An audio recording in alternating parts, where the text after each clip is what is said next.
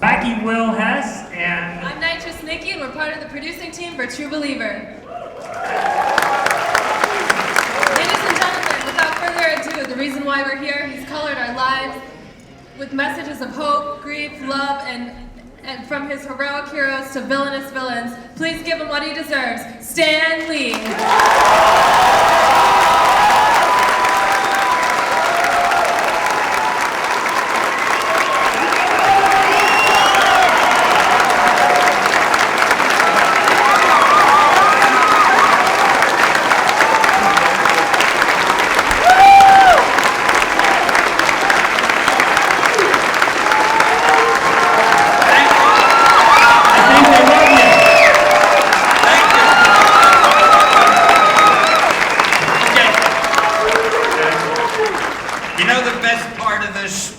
There's a little monitor down there, and I can see myself while I'm talking. It's the first time I've ever had a chance. Now I see why we usually play to empty houses. Anyway, thank you all for coming. I can't see a thing, but it looks like there's a lot of you here with nothing better to do. And I gotta say, it's a little bit embarrassing.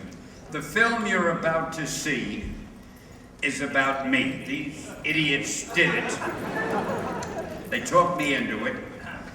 And you know, how do you sit and watch something about yourself, about how great you are, and try to look modest and humble?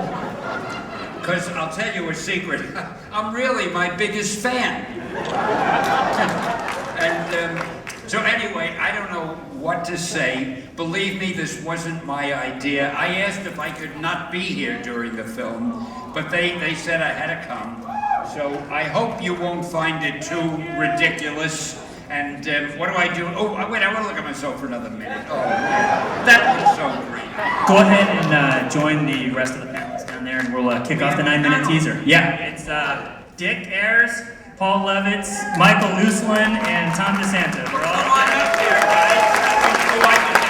See, I was wrong already. I'm going down there. They're not coming up here. You may never see us again.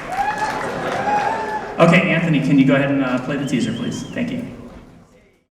In the 60s and 70s, what was discussed in the DC and Marvel bullpens about why each other's stories were selling? Oh, that was funny. This was before your time, Paul. Where's Paul? Oh, here you are. Hiding behind. This was We're always following behind, Stan. It's just how it works. We had a very funny situation once because I knew the people at the DC bullpen, and they, of course, knew all of us. We were all friends, and we talk among ourselves.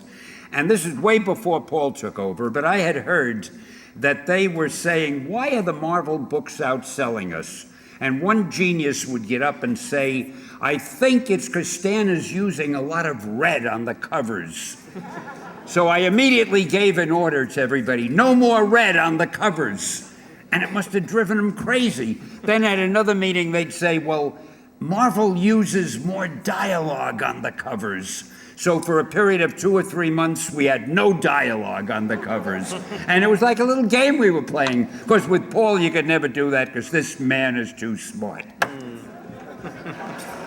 All those years of reading Stan's comics. I'll pay you off later. Excellent. I think the early DC guys, when they were watching what was going on at Marvel, were totally confused. There were wonderfully talented art directors who'd wander around saying, this shouldn't work, this Kirby guy, he doesn't draw good. The anatomy's all wrong. And they just couldn't figure it out. The most basic thing that they missed is that the guys were having fun. The best comics, Stan talks about the fun he had from 60 to 70. I've been lucky enough to write comics none nearly as memorable as Stan's. When it's working, the writer and the artist are having fun together. They're connecting, they're adding to each other's work. They don't have to love each other, either when they start or sometimes when they finish. But it becomes this cosmic game of, can you top this? I'm gonna show him that I can have a better idea. And the Marvel stuff just reeked of how much fun and passion was going into it. And the guys that Stan was competing with at DC were very professional.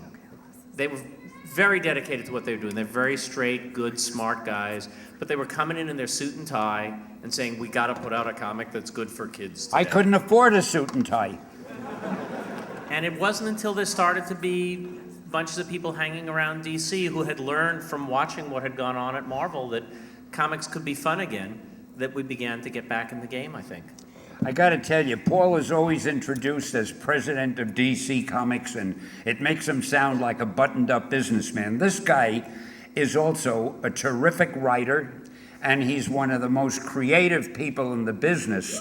And I think it's a shame that he keeps busy mostly doing the business end, which he does too good from my point of view anyway. Too sweet. One of my favorite people. So, Stan, as if we are all artists in the audience, give us one of your management acting debuts about how you communicate the stories to the actor, to the artist. Well, I don't know if you could see it well, but the one thing that I remember I told Jack Kirby, first of all, was the greatest there ever was.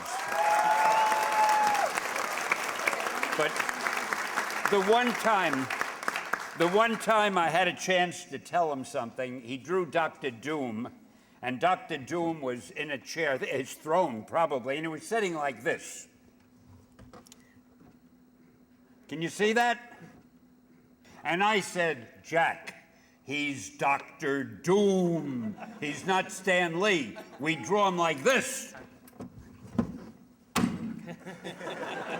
It was better with a big chair that I had. But anyway, that's probably the only time that I ever was able to tell Jack anything, because after that, he just didn't listen to me. But he did all right anyway. Wouldn't you guys say we are now experiencing the golden age of comic book movies?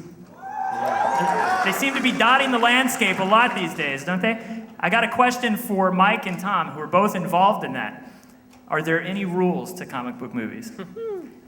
Tom, you want to start it off? I think the first rule is you have to, it's not about following a trend. It's not about following what you think is going to make money. It's about following the spirit and heart of why the comic worked to begin with.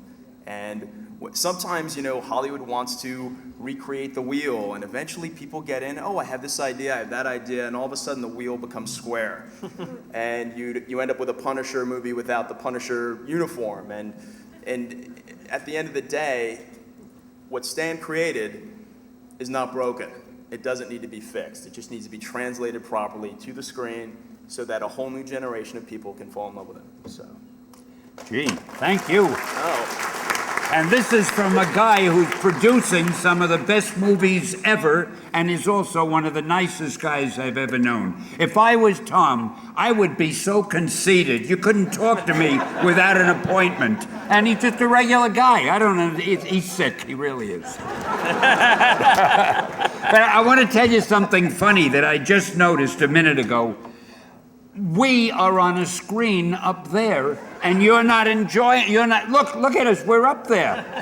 We should be facing that way. Why should they have all the fun? Gee. Excuse me, Stan, you always said face front. Oh, that's right, face front. Oh, that's another story. People have asked me, where did Excelsior come from? So this again is before your time, Paul. But years ago, I used to write this column, Stan's Soapbox, and I would end every column with some sort of a stupid phrase like face front, or what were the others? Hang loose, anything I could think of. And somehow or other, enough said, I would see those expressions cropping up in the DC books. They were, I think a lot of them were called the national books at the time. So I said to myself, I've got to think of an expression that A, they won't know what it means, and B, they won't know how to spell it.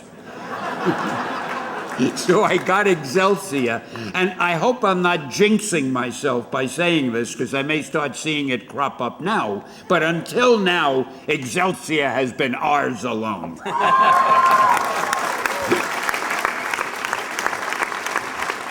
Throughout the course of this documentary, one of the things we learned pumps up comic fans more than anything is the killing of one of their favorite comic book characters.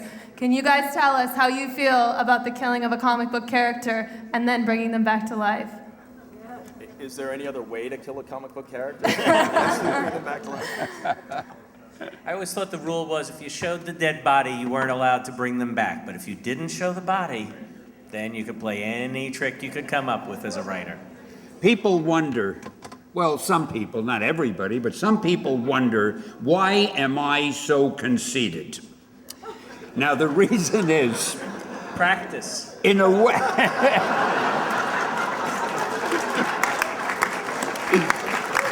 in a way, I've always felt a comic book writer is like God, because who else can say, gee, I killed that character last issue, I think I'll bring him back to life.